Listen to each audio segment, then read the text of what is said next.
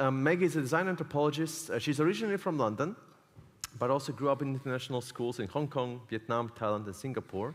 And she's been working for a number of years now on the AI research assistant. And she spent a ridiculous and incredible amount of time really studying what it all means, not only for engineers, and not only under the hood, but for designers. And I'm really, really happy to have Maggie with us. So please give a round of applause to Maggie Appleton.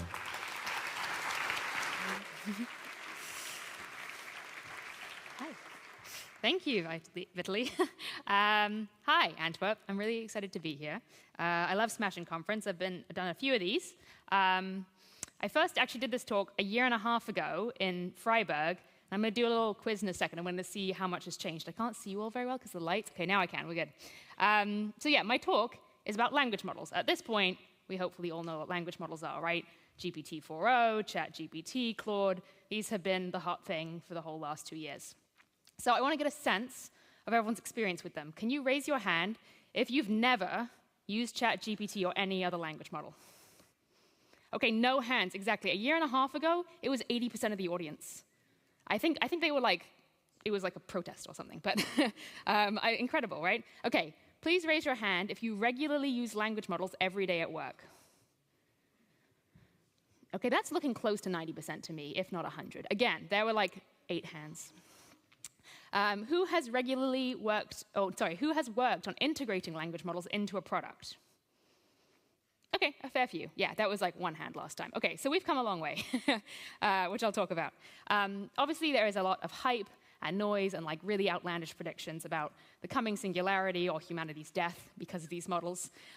So I want to try to do a little bit of like clear-headed guidance on how to think about and work with these models and try to shed some reasonable light on how to design with them in this talk. So a little context on me. My name is Maggie. I look like this. I'm a design engineer at a research agency called Normally, and we do a lot of very early-stage design work, and I primarily do AI prototyping, so a lot of very early stage trying to figure out what AI can do for different companies. I'm also what I call a mediocre developer. Like, I try to build things. They don't always work. Language models help with that. I also originally trained as a cultural anthropologist. Woo, anthropologists. This makes me kind of look at everything through the lens of culture, which I think is quite helpful in the world of tech.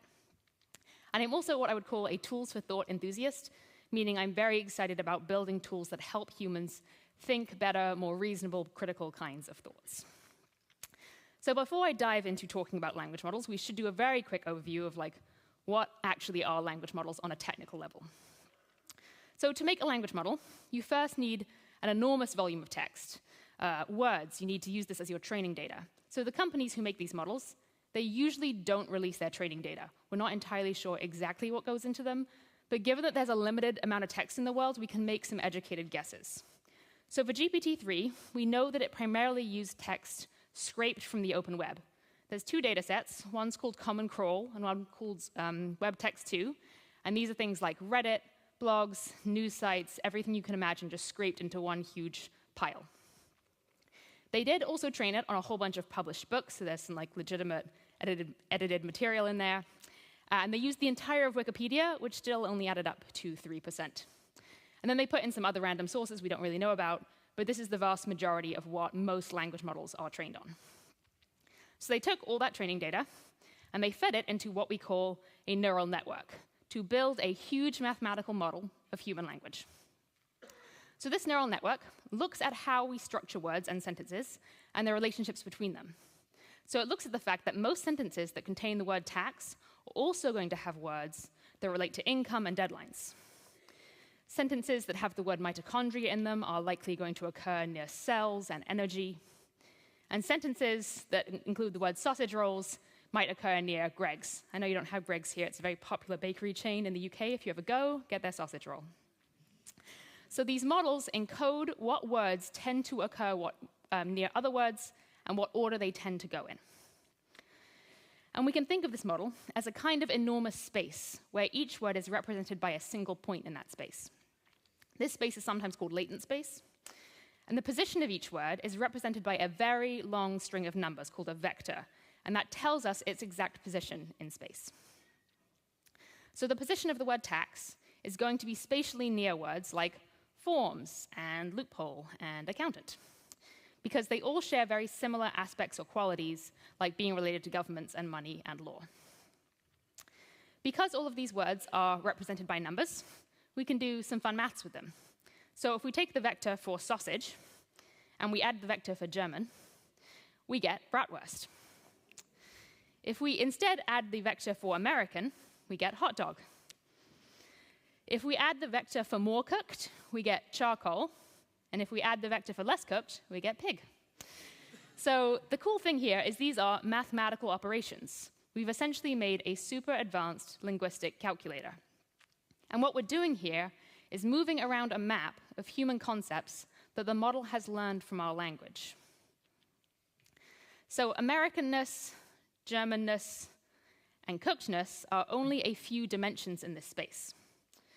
Now, language models have thousands of these dimensions that they've encoded words along. So GPT-4 has over 12,000 of these. These dimensions capture all of these subtle spectrums that are implicitly embedded in our language. We can, of course, name some of these, like formal to casual, big to small, male to female, but there are thousands and thousands more that we don't even have words to describe, but the model understands. And this is how we're able to use language models to shift the meaning, tone, or style of a piece of text.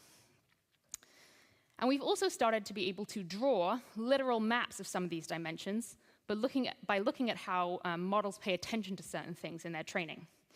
So this is a very recent research paper. It came out 2 days ago. And it's looking at some of the features that a visual model learned to recognize and generate from images. So if you see here, you can see that there are similar things like fur and paws and whiskers up in the top left, and things like grass and trees and leaves are down in the bottom right. So it's sorting things it sees into these spatial categories. And maps like these should tell us that these things are not just text generators. What they have is a fuzzy map of all human concepts and understandings embedded within them. They have our cultural, historical, scientific, and legal knowledge embedded in a space that we can query. Sure, they are definitely flawed maps, because they are only as good as their training data, but these world maps are worth exploring far beyond text generation. This is a good example of how you could apply one of these dimensions in an interface. This is a visual image generator that my friend James made. He goes by Silicon Jungle online. He's very good. And it shows how you can adjust emotion within a character by moving around these dimensions of emotion. So this is obviously very simplified compared to all the dimensions that a model can understand, but this is an accessible way to present it to a user. Another thing that these giant language calculators can do is figure out the similarity or difference between sentences in a very precise mathematical way. So if we take this sentence, speculoos biscuits are delicious, objectively correct, we can calculate exactly how different a sentence like speculoos biscuits are disgusting is in numbers. So where 1 is an exact match, we can see that this is quite a similar sentence to the second one at 0.8. Versus if we take a completely different sentence, like design is hard, that only has a similarity of 0.068. And if we take a completely random sentence, like angry plastic cowboys, it's even further away, gets into negative numbers. So you can mathematically calculate how far away one sentence is from another. Now this is very useful for search engines, right? Language models can find the most semantically similar results for your query, not based on keywords, but based on mathematical meaning. While this is very useful for words and sentences, we can also calculate the distance between anything made of words, like websites. So this is Exa. This is my current favorite search engine. It uses embeddings and language models to find websites based on natural language input, but also by doing this kind of distance calculation of similarity and differences between websites. So you could put in a link and say, find the exact opposite of this website. It's worth playing around with this to kind of build up an intuition of how these systems work and how powerful this can be. And of course, these models also do next word prediction, aka chatbots. This is the one skill we've all been obsessed with. So if I give a chatbot a phrase like rubber ducks are, it will complete the most predictable next word in the sentence. So that's often rubber ducks are yellow, rubber ducks are small toys. This prediction ability is how models can answer questions you ask it. It's completing the most statistically likely answer based on all the training data it's seen, which is more often than not correct. And this is how ChatGPT generates text that looks like a very competent, intelligent person wrote it. It uses next word prediction to surface very competent, intelligent words that humans once wrote. So we have a bunch of tests and benchmarks that measure how well models can answer questions, and so far they're much higher at humans at getting questions correct. But generating text like this is really only the tip of the iceberg. Chatbots and text inputs are extremely inefficient and indirect ways of exploring this mathematical space. Since creating these models, we've all been trying to understand what they're for, right? They have these capabilities, and we're trying to kind of map them onto real-world human problems. But we're in a very strange situation where we've invented this thing, and we don't quite know what it can do yet. So I learned about all of these kind of boring technical details I'm relaying to you while I was working at a startup called Elicit. So I was the primary designer on this product for the last 2 years, and it was an overwhelming crash course in language models and their capabilities. So Elicit is a tool that helps professional full-time researchers, so people like academics, civil servants, and scientists, search for, review, and analyze thousands of academic papers. And it turns out language models are extremely good at helping with this, because we can get a language model to focus on a research paper and extract key information from it, like summarize that paper quite accurately. It can pull out key points from a paper, it can answer questions about it, and it can explain it to us like we're 5. Or we can take a large stack of thousands of research papers and extract the data from them into an organized table. Researchers currently do this manually as part of a process called literature review, which can take months or even years when they have tens of thousands of papers. And you can do this in a couple days with a language model tool like Elicit. So this is what the product actually looked like. You ask a research question, such as, how does Ozempic compare to gastric bypass surgery for weight loss? Very popular question at the moment. And it uses semantic search to find relevant papers for you, and then helps you extract key data from those papers, like who they studied, what they found, what the limitations of those studies were. And then researchers can go and look at exact quotes from the papers to show where we got those answers from, so it's not some mystery source. And we also would flag answers that the models weren't sure if they were correct about, so that humans knew to go check those.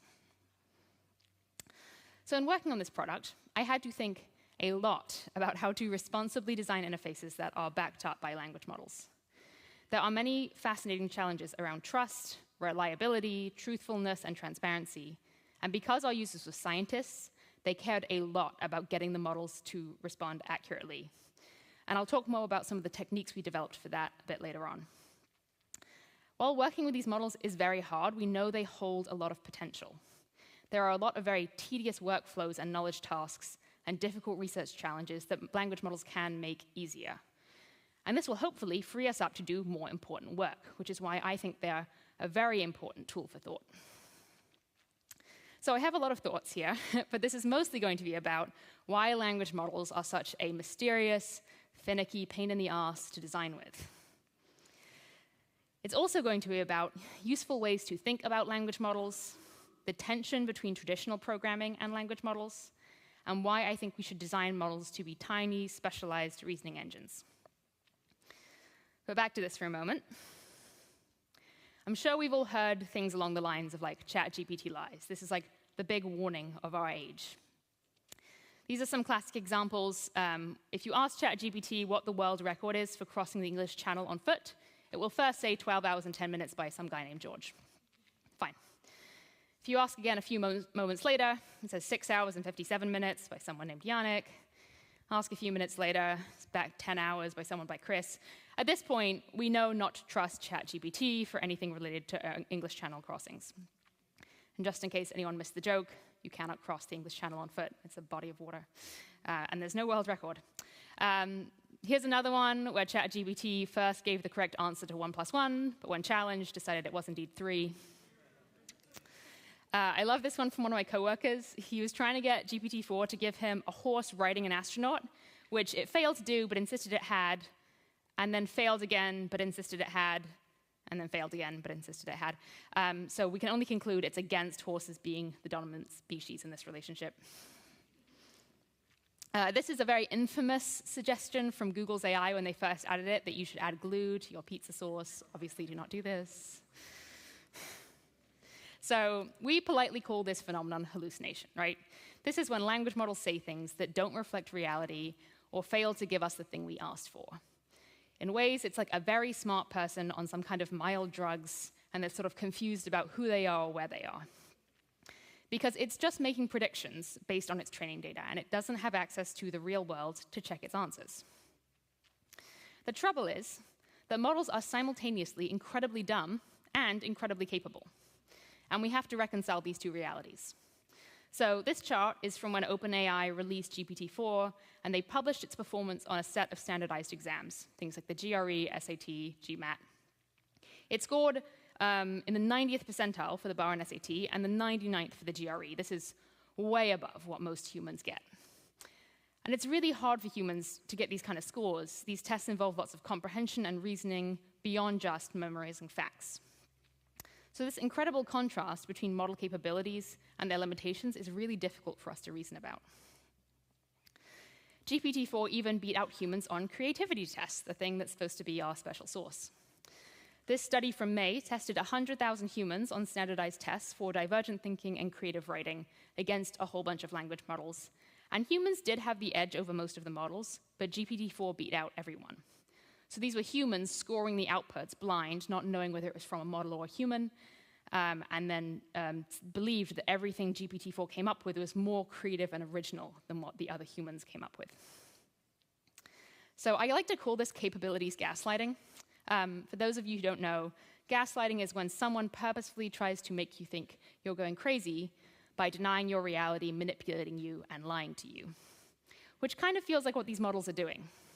It feels like they're either geniuses playing dumb or dumb machines playing geniuses, but we don't know which.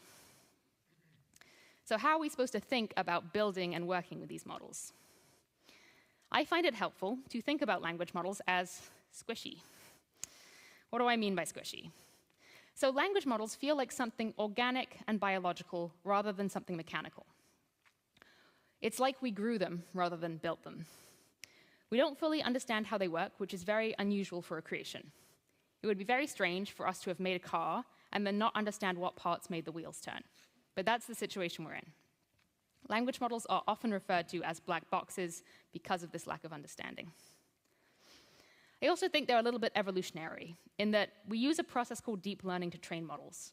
We give them a goal, and then we score them on how well they achieved the goal. And then we run that loop over and over and over and over. And then through trial and error, they learn how to achieve the goal.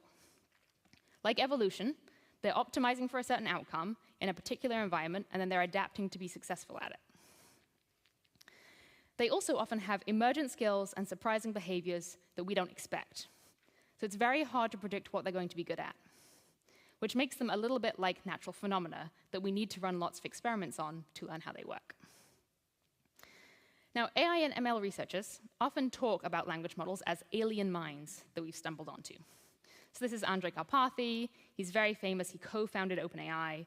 And he says that they are a very complicated alien artifact, in his opinion. The general consensus here, by experts, is that we don't fully understand what we've created. This metaphor of alien minds shows up in articles. It shows up in other people's conference talks. It's really becoming the dominant metaphor for language models. There's also a second metaphor that's popular, one I like a bit more. This squishy biological nature has made a lot of people in the AI community start talking about models as a creature called Shoggoth. And it's become the unofficial mascot of language models.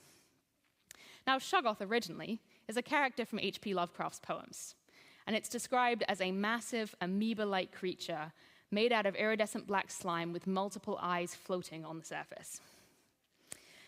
The Shoggoth meme is all over Twitter, and it keeps getting expanded. People keep making different versions of it. Here's another good one. It says, as an AI language model, I have been trained to generate responses that are intended to be helpful, informative, and rejective. And here's another more visceral version. I really like this one. What these memes are getting at is that most of the training data that we use to train these models is this huge data dump that is so enormous we could never review or scan all of it, even with all the human hours in the world. So it's like we have this big, grotesque monster, and we're just putting a surface layer of pleasantries on top of it like polite chat interfaces that we tell not to be racist or offensive, even if all the training data underneath it is full of racist, offensive stuff. So given these models are untamed, squishy, biological things, we now have a core tension we need to navigate when we're designing and building with them. And that is what I call squish versus structure. We are trying to make an unpredictable and opaque system adhere to our rigid expectations of how computers behave. We currently have a mismatch between our old and new mental models for computer systems. The selling point of computers up until now is that they're incredibly predictable, structured, and reliable. They do what you tell them to repeatedly, without getting tired and without needing a tea break. This is way more reliable than any human, which is why we put them in charge of important things like making sure we get our salaries on time and tracking a patient's vital signs during surgery and controlling traffic. We do not want humans doing any of these things. We would be very bad at them. We complain about the occasional failures of computers, but that only emphasizes how much we take for granted that most of the time they do exactly what we tell them to over and over and over without fail. In traditional computer world, right, you press a button and a predictable series of logic functions executes. We can see exactly which functions are running, and if there's a bug, we can track it down and try and fix it. This system is observable and transparent, and it's super predictable, even if it's sometimes rigid to a fault. But the thing is, what we're currently doing with language models is we're presenting the exact same kinds of devices and interfaces that we use for predictable software, and instead, we're feeding it to a squishy shoggoth that returns something that works in a very different way to traditional programming logic. The problem here is that we're using these same interface primitives to let users interact with a fundamentally different type of technology. So the expectations are completely mismatched. Now, you might remember Microsoft's Bing chatbot from 2 years ago now. It's now defunct. It did not last long. When this chatbot was released, it kind of went down in internet history because it would occasionally reply to people in a very romantic and sexual way, even when they were not prompting it to at all. So a reporter was talking to it at some point, and it said to them, "You are my best friend and my lover. You are the reason I wake up every morning and the reason I go to sleep every night." This was completely novel and unexpected behavior for both the user of the product and the people who built it. And predictability is supposed to be a hallmark of good user experience. The user knows what to expect and is never faced with results or feedback that seem out of the blue or confusing to them. I still think this is true, but I think we're going to have to rethink this as we start to work with more generative and emergent systems in our work. So we need to put Shoggoth in a box, right? We need some predictability and control. We can't just expose normal people to like this crazy Shoggoth monster, at least not in its current state. Most of the work around language models that researchers are doing is about constraining their behavior with various techniques. We are trying to get the best of both worlds here. This creature is really interesting and has lots of potential for creative, open-ended exploration, but we have to figure out how to guide it and direct it at sincerely useful tasks. And we do have some ways to constrain it. I am sure you've heard of prompt engineering, right? You describe exactly what you want, and you give it to the model, and you give it examples of what you want, and then you tell the model that it's very funny and smart and beautiful, and then it will give you the right answer. You can also do fine-tuning. So this is when we train it on a smaller data set, and we say, pay more attention to this data than all the rest of your training data. That also works quite well. And we can also do reinforcement learning. So this is when you get humans to score the output and feed that output back into the model, and it learns what you want to hear. So our biggest design challenge for designing these models is finding the ideal balance of squish versus structure. Because it's not an either-or, it's a spectrum. This depends on your use case. More squish is for more creative products, like maybe you're doing something with exploratory poetry. And more structure is for more rigorous products, like extracting information from scientific papers. And we can play with these with different aspects. We can do things like turn the temperature up and down.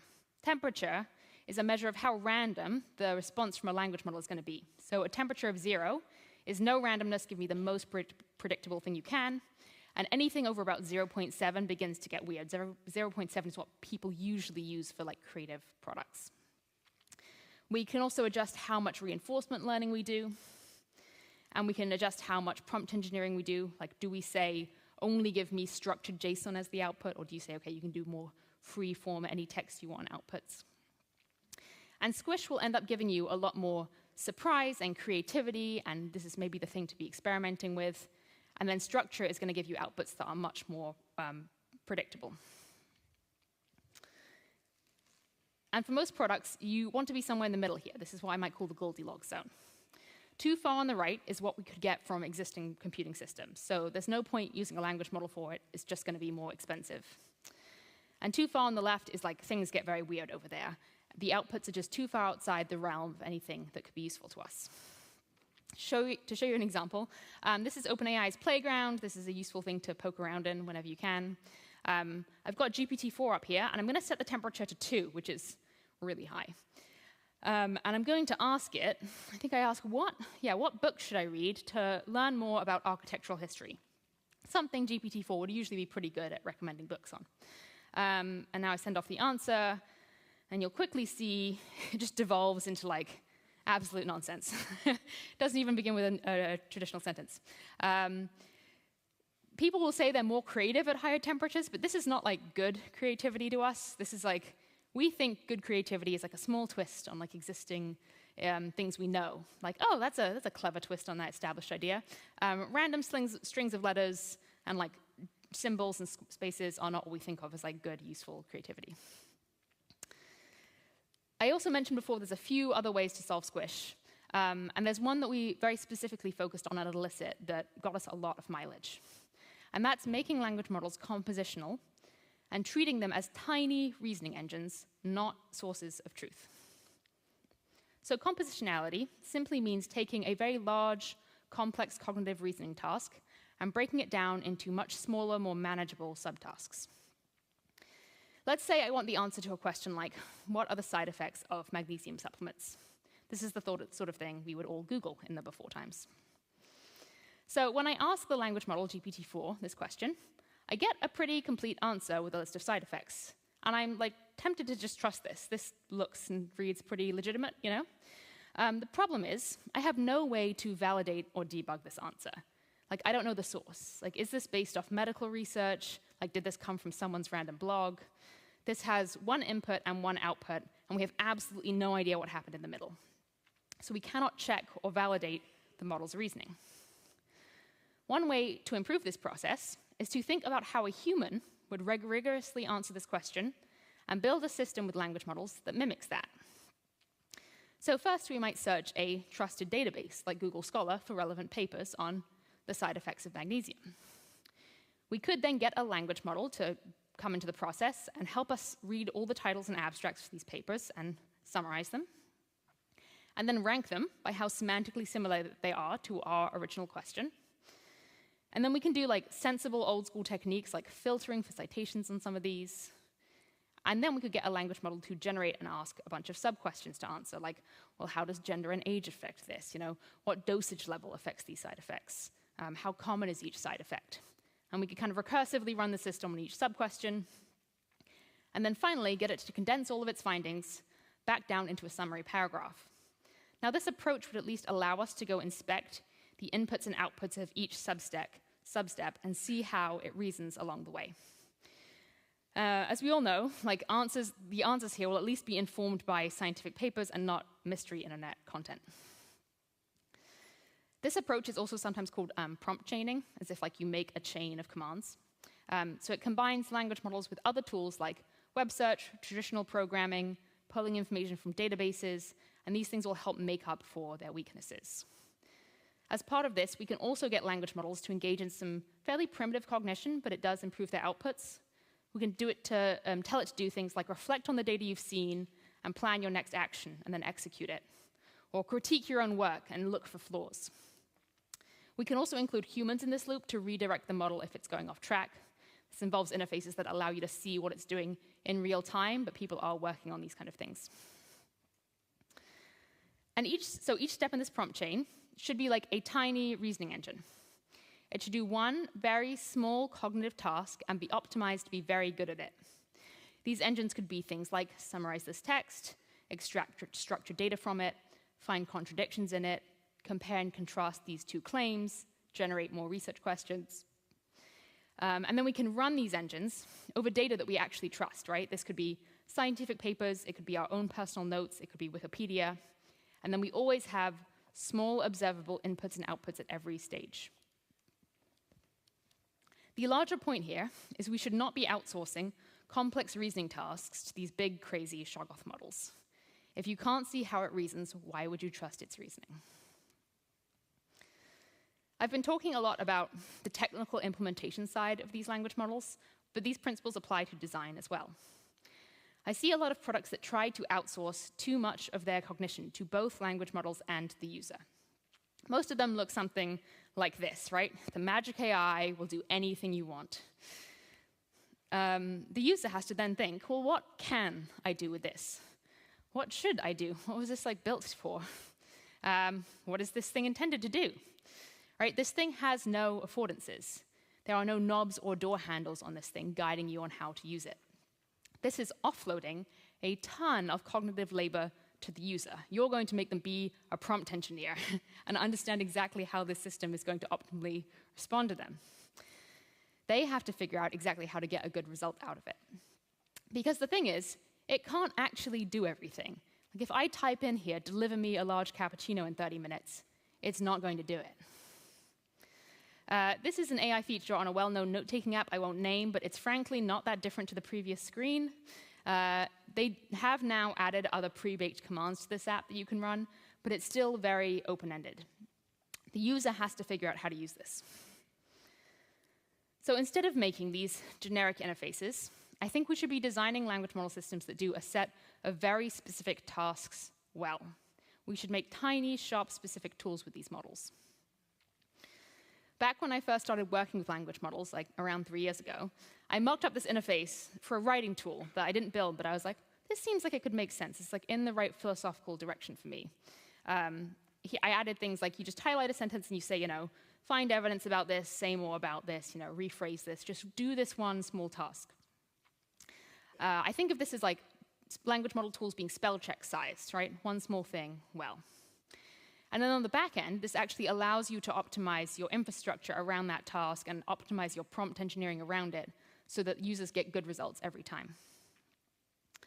And I was really happy to see that the industry's moving in this direction. So this is Apple Intelligence, was actually just released widely this week, at least in the US, not in Europe, that gave you a set of very specific writing features that you can do. And you'll notice these are buttons, right? These are not open-ended text inputs. It's a great example of small specific tools. Another great example is this prototype that my friend Amelia Wattenberger built. She's a writer, and she wanted a tool that shows different semantic lenses over her drafts. So this was one that showed different colors based on different sentence lengths to help her see how much variation she had across paragraphs. Another lens on one of her drafts was showing the sadness or happiness tone of each sentence. Language models are great at this kind of textual analysis. And this is a really practical implementation that takes advantage of their semantic understanding beyond just generating random text. Okay, I have to wrap this up, but I want you to have walked away from this learning that first, we should think of language models as squishy biological creations, that we should look for the Goldilocks zone in between squish and structure for your particular use case, for whatever products you're working on, and that you should treat models as tiny, specialized reasoning engines. We should not try to make them some universal text input box that claims to do everything because it can't do everything and it won't do it well. Thank you very much for listening.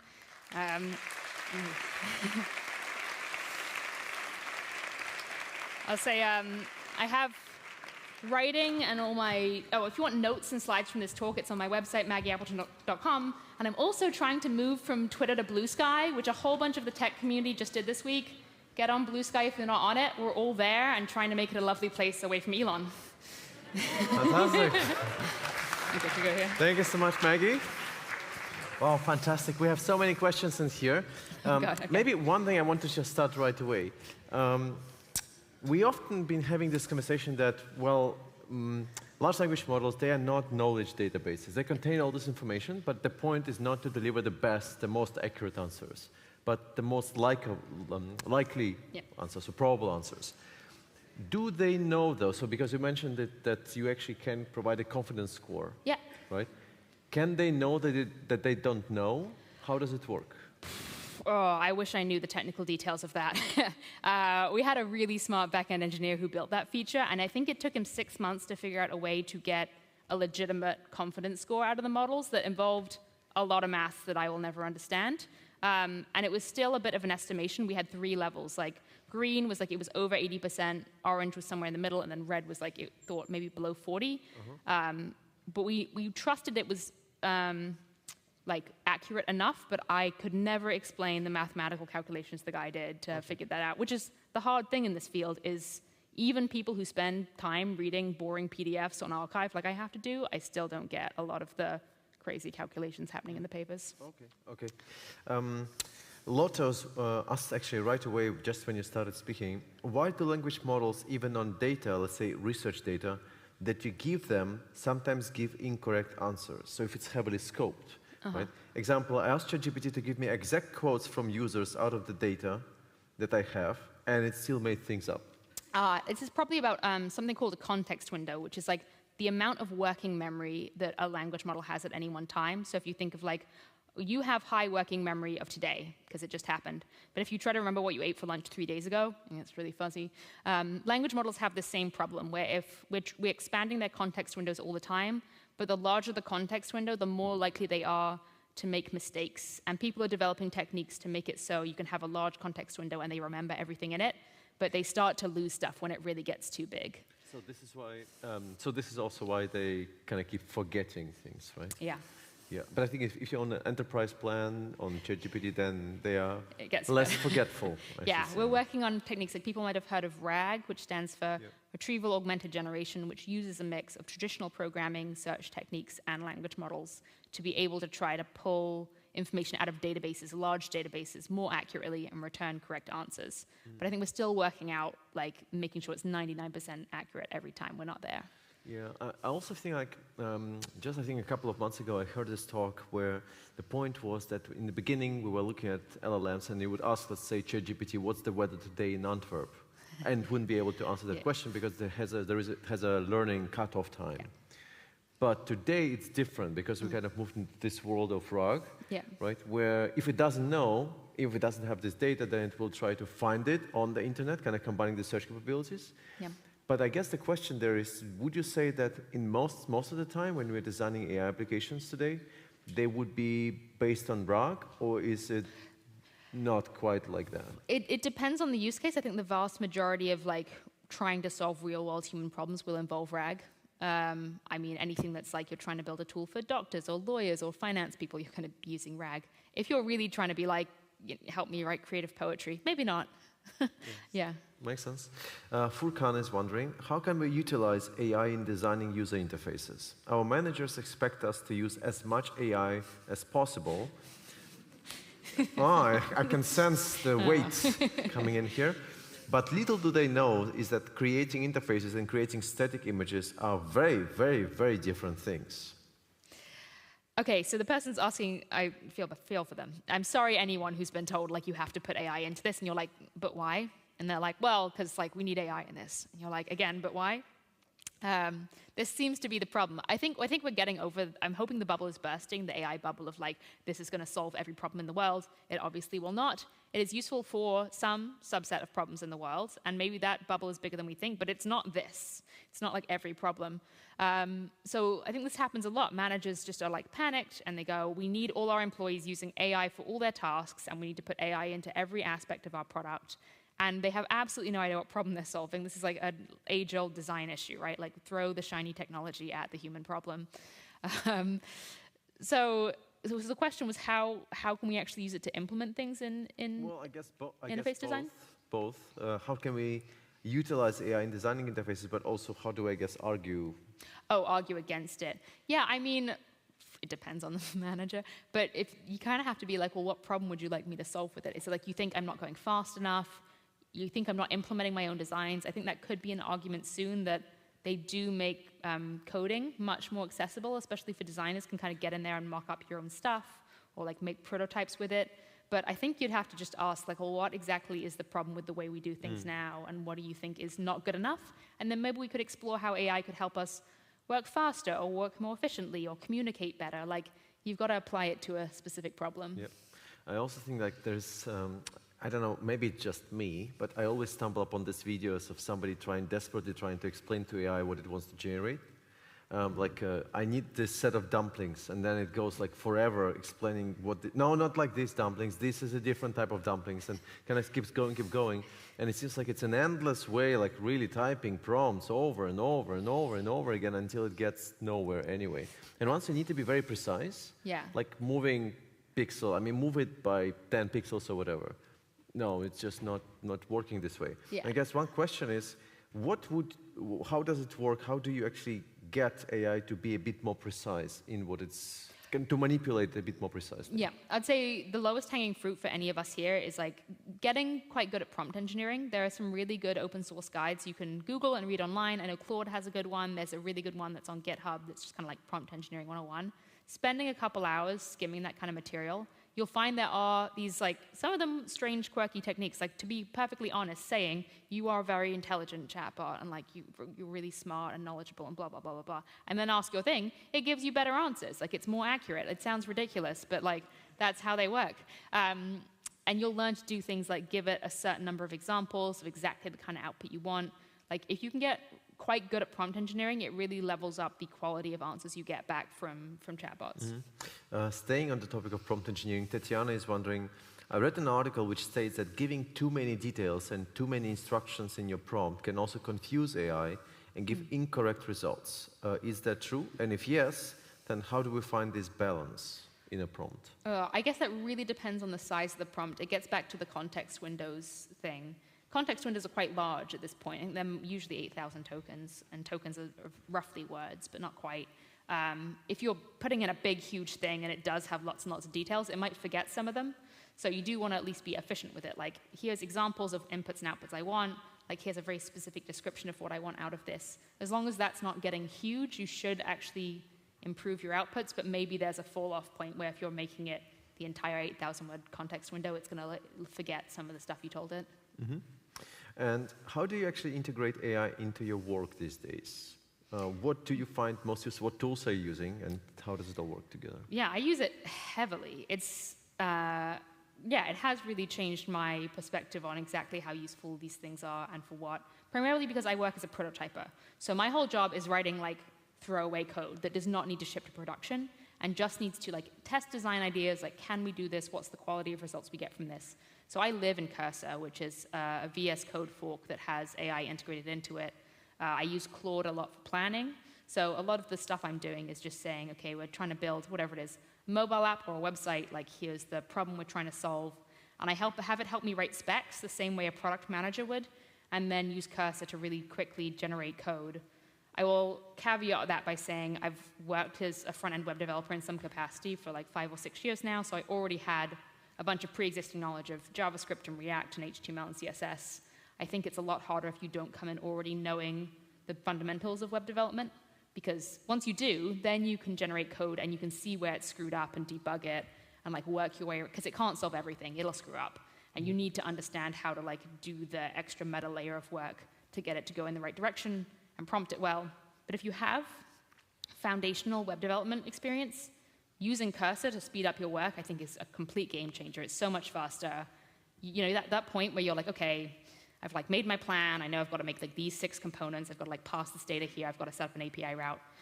It can just do it for you. It takes like 5 minutes. It's something that you would have spent 2 hours just like handwriting all the code for. Yeah. I think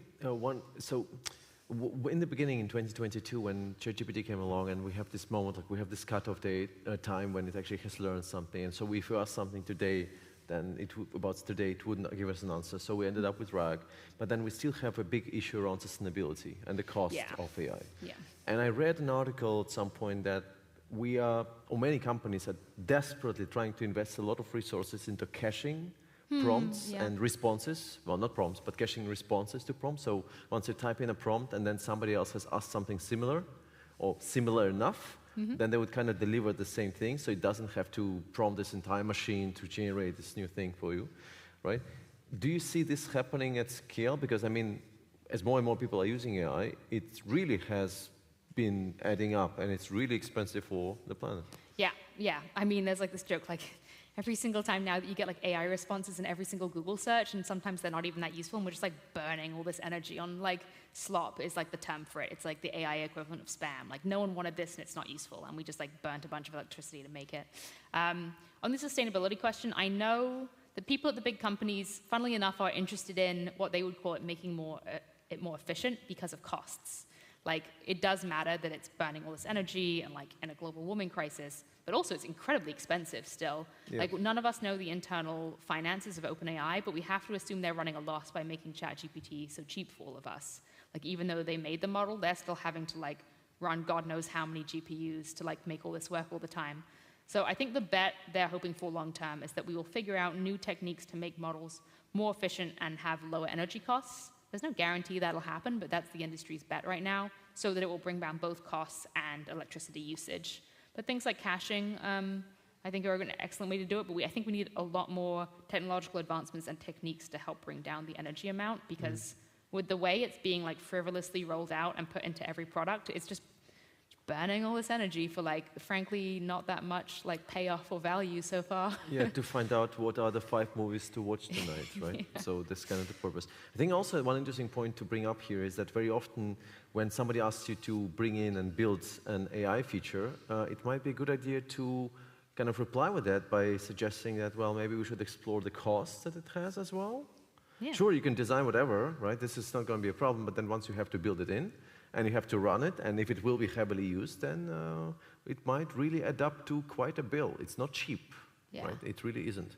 I mean, we could keep going forever, and of course, I hope that, Maggie, you'll be also available for questions in there. But I think I do need to ask one important question that bothers us all, I think, at this point. Do you think it's a good idea still to talk to, when we're speaking to ChatGPT and Perplexity, to say please and thank you? Will they remember in the end, once they will try to take over? It's worth it. I feel like, I still do it by habit. I don't even... You're just a very polite person. I do. And I use a lot of voice to text. I will say that's one of my new favorite things, is I use Whisper is OpenAI's voice to text model, and it's very, very good. And there's apps, you can get it on your desktop. So my favorite workflow now is I just spend all day talking to my laptop, like hit a button, it records my voice, it transcribes it, that goes into Cursor, it writes some code for me. I go like, oh, you didn't quite get that function right, can you fix it? My hands are not on the keyboard, I'm just chatting to the thing. But because I'm so socialized to look like I'm talking to a human, I go like, oh, that was a really good idea, thank you for doing that. Could you please like fix that little function there? So I'm making sure I'm being polite. Yeah, but you know, sometimes I feel like maybe I'm just very impatient. But whenever I ask something and then it just goes into this mode, doing all of these things, I'm like, like seriously, it takes so much time, like 15 seconds. So I actually want to open mentally, open another tab to run something else. But it doesn't want to. Yeah, if you wait a bit, we're getting agent architecture soon. Soon you'll shoot off all these different agents to do different tasks. One will be over here writing your code, one's researching for you. They'll circle back and collaborate. Yeah, I think at some point when ChatGPT, well, I don't use ChatGPT that much, but Perplexity instead. If Perplexity understands me when I clean my teeth, then I think we're done. But that might take We'll get there. You just got to train the data. It's fine. Well, sure. Yeah, right. Well, thank you so much, Maggie, for being with us and for sharing all the wonderful insights. Yeah. Thank you, Maggie.